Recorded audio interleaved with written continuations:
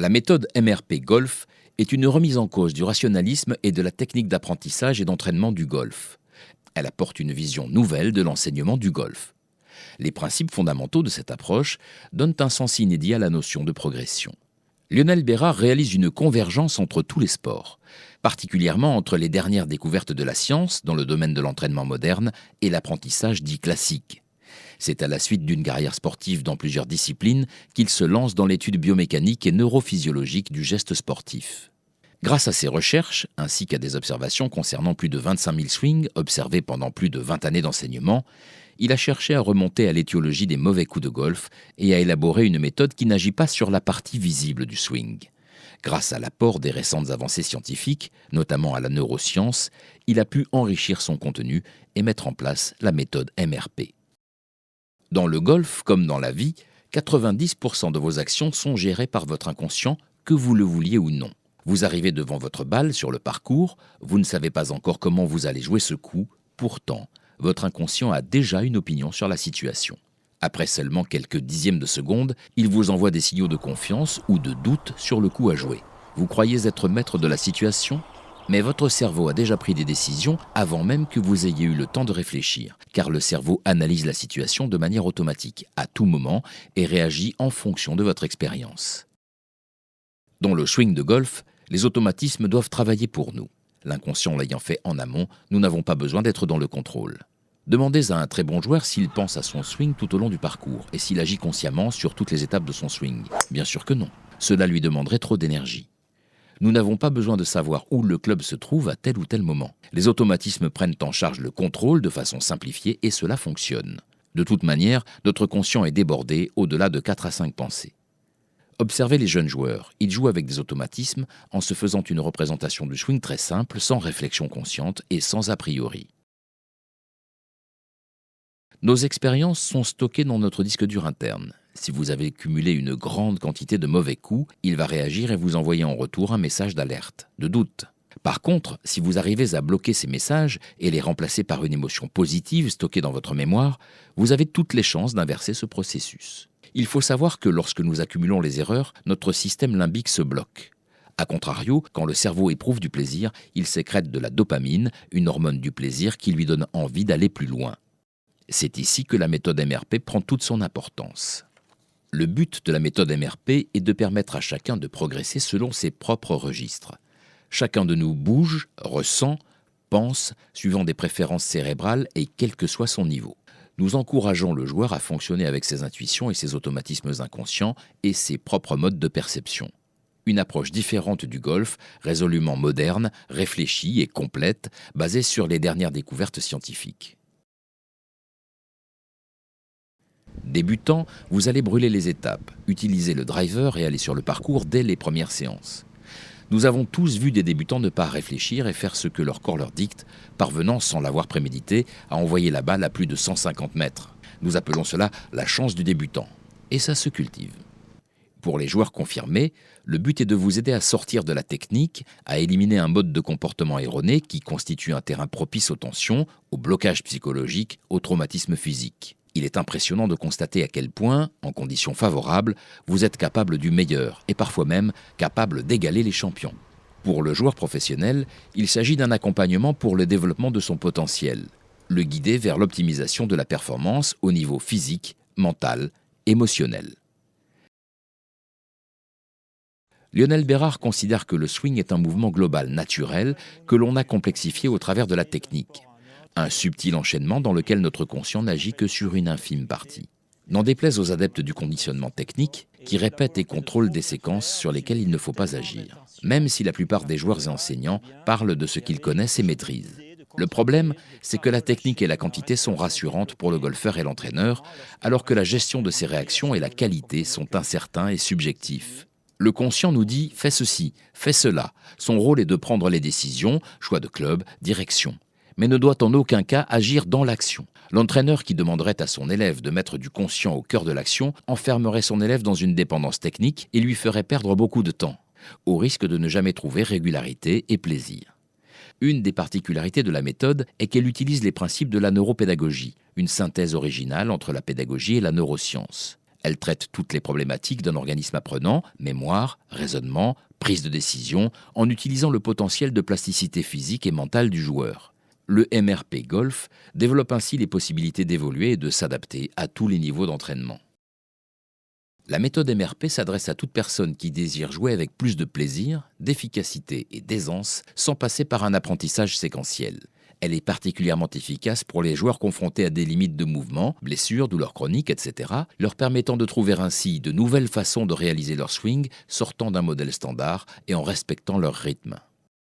Le MRP 1. Le MRP, première étape, mouvement rythmique primaire. Comprendre les éléments essentiels à retenir. Il est nécessaire de bien comprendre la technique pour déterminer ce qu'il faut garder ou jeter et comment organiser la chronologie de ces actions de la façon la plus naturelle possible.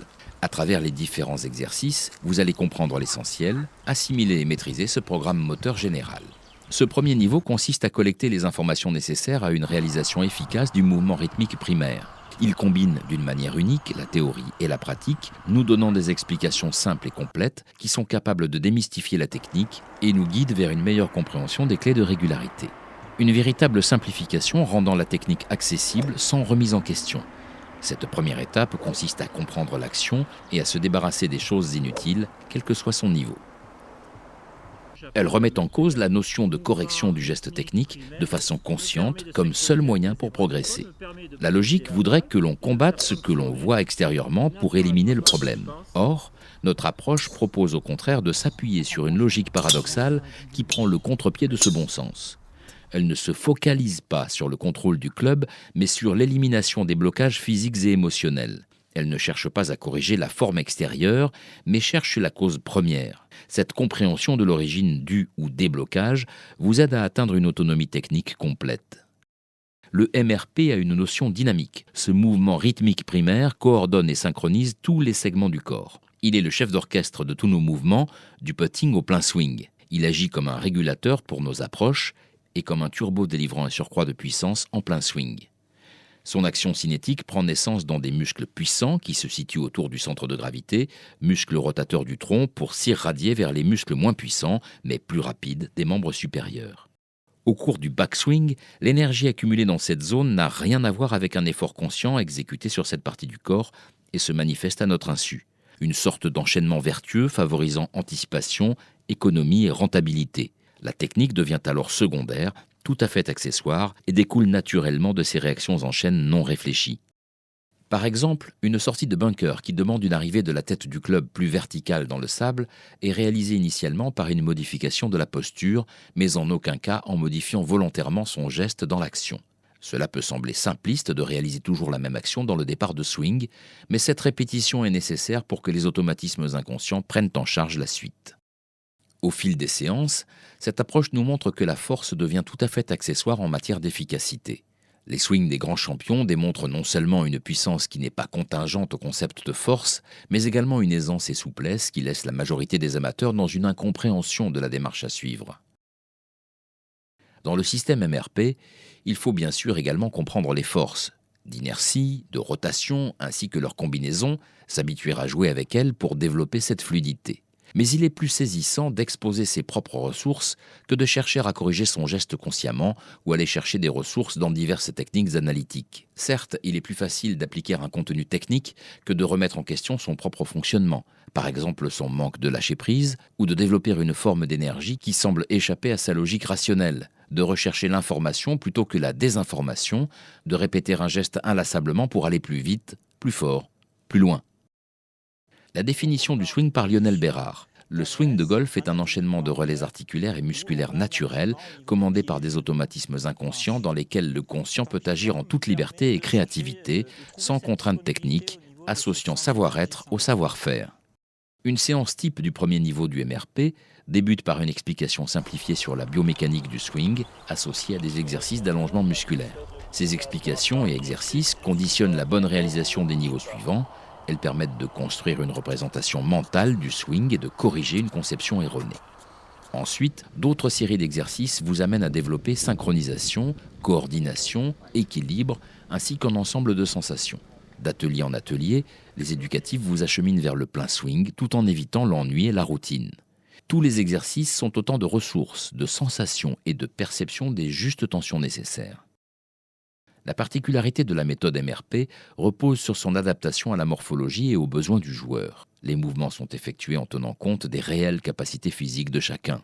La majorité des approches classiques exigent des modifications conscientes du swing, difficilement réalisables sur le parcours et qui amènent souvent à développer des attitudes physiques voire psychologiques extrêmement tendues.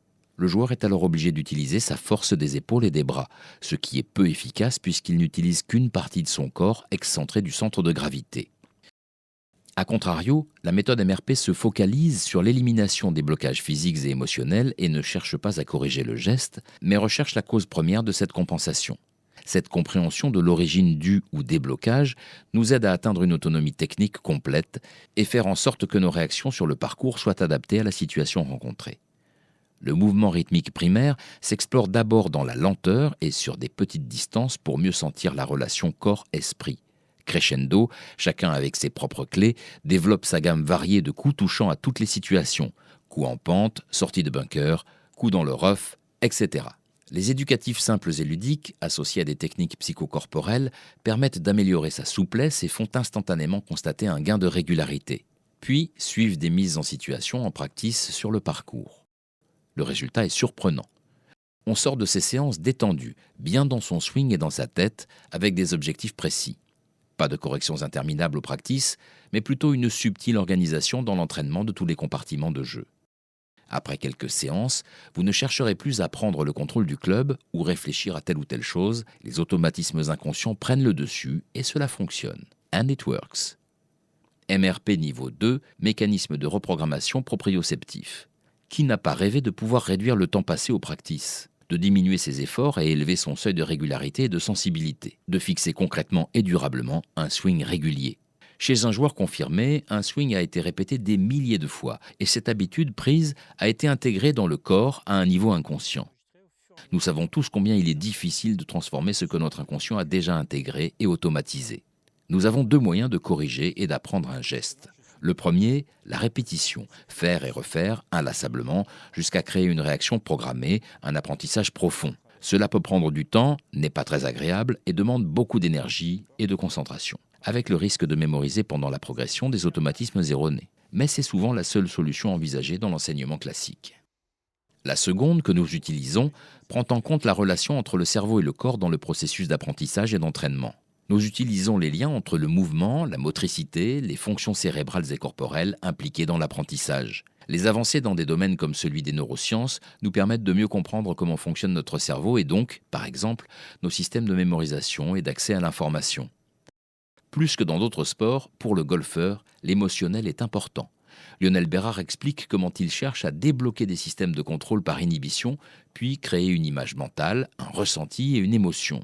Dans cette étape du MRP, nous cherchons à stimuler de nouvelles zones du cerveau, à créer de nouvelles connexions pour faciliter la progression. Il s'agit de provoquer chez les élèves un changement positif, profond et durable au niveau de l'inconscient, de susciter une réaction que les scientifiques appellent émotion positive. Cette ouverture sur le réservoir des automatismes inconscients vous permettra de découvrir d'extraordinaires ressources enfouies et insoupçonnées. Nous utilisons une panoplie d'outils qui facilitent l'accès à ces savoir-faire et à ces savoir-être. Cette étape du MRP fonctionne en plusieurs phases et propose différentes actions. Premièrement, identification du mode et processus d'organisation et de pensée. Deuxièmement, créer un référentiel de repères sensoriels, parfois en modifiant l'image mentale. Troisièmement, automatiser ses propres clés d'ancrage de la solution. L'objectif est de faire passer le joueur par les stades successifs suivants. Inconscient, incompétent. Je ne sais pas quelles compétences il me manque pour progresser. Conscient, incompétent. Je sais ce qu'il faut que je travaille. Conscient, compétent. Je réussis avec concentration en appliquant un savoir-faire. Inconscient, compétent. Je réussis simplement en laissant faire ou comme si quelque chose en moi savait faire. C'est le lâcher-prise, la voie de l'excellence. Tout y est tellement plus facile. Phase 1. Votre dominante cérébrale. Le point de départ pour capitaliser au niveau des ressources internes de chacun est d'adapter le discours technique, ainsi que les repères, au type de préférence motrice et sensorielle du joueur. Cela constitue une base solide et fiable et offre un modèle constructif, souple, pour valoriser les clés individuelles de chacun. L'étape MRP2 débute par un test afin de déterminer quel type d'apprenant suis-je. Il pointe les dominances et modes de pensée privilégiés d'un joueur, ses procédés habituels de traiter l'information et d'action. Vous avez certainement déjà remarqué à quel point chacun d'entre nous développe des stratégies d'apprentissage qui lui sont propres. Certains vont par exemple tirer profit d'un enseignement si celui-ci est dispensé de façon visuelle. D'autres vont avoir besoin de pratiquer. D'autres encore vont avoir besoin d'informations verbales très précises ou réclamer des faits tangibles, etc. Ce test va vous donner une première idée de quant à vos préférences d'action. Vous potez en poussant la main droite ou en tirant la gauche, vous visez avec le droit ou le gauche la cible, il en est de même pour votre appui dominant, ou encore votre mode de pensée, donnant toujours une priorité à un côté par rapport à l'autre lors du départ du swing. Au fur et à mesure des séances, nous aidons nos élèves à construire leur référentiel de repères personnels, à trouver des réponses innovantes pour désapprendre les mauvaises habitudes, stimuler de nouvelles sensations pour trouver des solutions, comme faire apparaître la façon unique dont chaque individu démarre son swing. Nous utilisons des techniques d'ancrage de ressources, c'est-à-dire, d'abord, comment mobiliser puis stocker votre nouveau repère et le retrouver instantanément, dans n'importe quelle situation sur le parcours. De ressentir corporellement et émotionnellement les changements à effectuer afin de s'approprier sa propre technique en l'ajustant parfaitement à sa façon unique de fonctionner. Il a été remarqué que la plupart des personnes qui réussissent ont la mémoire de leur succès. Elles les placent dans le futur et s'attendent à ce qu'ils se reproduisent. Ça a déjà marché, donc ça marchera encore au prochain coup. Inversement, les personnes qui accumulent les échecs ont tendance à se souvenir de leurs échecs. Elles les projettent dans le futur, anticipant et produisant souvent ainsi un nouvel échec. Phase 2. Création de ces clés d'amorçage. Nous réalisons régulièrement des confrontations vidéo, non pas pour corriger le swing, mais pour tout simplement réduire l'écart entre les idées, perceptions, croyances, préjugés, et la réalité, pour ensuite l'expliquer, trouver et adopter la pensée appropriée, puis modifier l'idée pour finalement en changer l'émotion et le comportement qui en découlerait. Elle est une alternative à la problématique de correction techniques isolées. Par exemple, au practice, nous associons des émotions fortes à un bon coup. Cette émotion forte servira de conditionnement profond. Le principe est d'augmenter la capacité de changement, la réduction des temps répétition, ou encore des états comme la concentration, la détente, l'imagination, la créativité. Phase 3. Augmentation des fils rouges et clés d'amorçage. Parmi ces outils, nous utilisons des sons sinusoïdaux qui, écoutés au casque, tendent à synchroniser les deux hémisphères du cerveau. Suivant les sons, nous favorisons des états différents. Les ondes θ de 4 à 7 Hz, celles de la relaxation profonde, en plein éveil, notamment la mémorisation. Les ondes alpha de 8 à 13 Hz, celles de la relaxation légère dans les séances de répétition au practice. Il arrive aussi que nous utilisions des ondes gamma de 30 ou 35 Hz pendant les processus créatifs ou de résolution de blocage. D'autres techniques intègrent des dispositifs de rééquilibrage utilisés pour éliminer la peur de l'échec ou pour renforcer des états internes positifs, la confiance en soi, l'estime de soi, apprendre plus vite. Tous ces exercices favorisent l'intégration tridimensionnelle du cerveau, dimension de la latéralité, du centrage et de la focalisation. Chaque joueur possède un schéma d'organisation cérébrale unique et un potentiel d'intégration différent. Reconnaître et renforcer son golf par ces exercices mène à un fonctionnement intégral du cerveau, essentiel pour faire booster son jeu sur le plan physique, émotionnel et mental. La capacité de coordonner les efforts des hémisphères droit et gauche du cerveau, surtout dans le domaine visuel, auditif et kinesthésique. Pour les joueurs de compétition, nous utilisons d'autres techniques, comme la cohérence cardiaque, qui permettent de faire disparaître les tempêtes du cerveau. Lors des enchaînements, nous plaçons un capteur relié à un boîtier accroché à la ceinture, qui nous donne des indications sur son état de nervosité. À mesure qu'il se détend, il voit visuellement son rythme cardiaque diminuer. Il découvre progressivement quel type de respiration, quelles pensées, quelles attitudes lui procurent les meilleurs résultats. Et à l'inverse, il prend conscience de ce qui fait augmenter sa tension et sa nervosité. Ensuite, en compétition, il pourra utiliser ses nouvelles compétences pour avoir une meilleure maîtrise de lui. Les outils de cette étape s'adaptent à tous les profils de golfeurs. Ils ont une efficacité immédiate éprouvée, permettant d'améliorer sa technique en économisant du temps, de l'énergie. Dans l'étape MRP3, la méthode MRP s'intéresse à la façon dont les émotions et les pensées touchent l'organisme, leurs influences, la tension musculaire par exemple, et divers comportements et attitudes.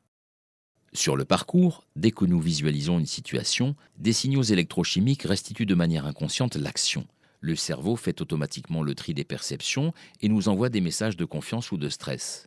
En une fraction de seconde, notre inconscient analyse une foule de données avec un degré de complexité qui dépasse de loin celui de notre pensée consciente, et pourtant, nous ne nous rendons compte de rien. En fait, de presque rien, car une intuition nous informe du travail de l'inconscient. Elle fait en général référence aux sentiments, sensations qui arrivent, on sent d'instinct qu'une chose est bonne ou mauvaise pour nous. Ces messages subjectifs sont extrêmement importants, car ce sont les signaux que notre cerveau nous envoie pour nous dire si nous devons ou non faire telle ou telle chose.